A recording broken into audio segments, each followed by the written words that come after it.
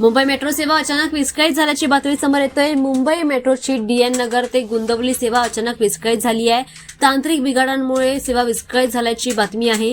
गेल्या 1.5 तासांपासून प्रवाशांचा मोठा खोळंबा झालेला या ठिकाणी पाहायला मिळतोय। मेट्रो मार्गिका 2A आणि 7 वरील सेवा विस्कळीत झाली आहे। त्यामुळे घरी जाणाऱ्या प्रवाशांना याचा मोठा फटका बसलाय।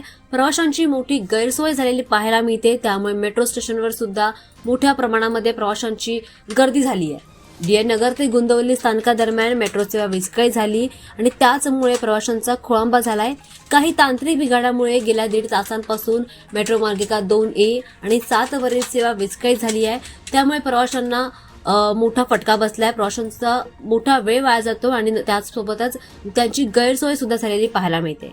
मात्र आता ही सेवा पूर्ववत करण्यासाठी मेट्रोची टीम काम करत असल्याचं मेट्रो प्रशासनाने म्हटलंय। संध्याकाळी 6च्या दरम्यान मुंबईकर कार्यालयातून घरी जात असताना प्रवासी घरी जात असताना मेट्रो मार्गिका 2A आणि 7 वरील सेवा विस्कळीत झाली आणि त्यामुळे प्रवाशांना मोठा फटका बसलाय।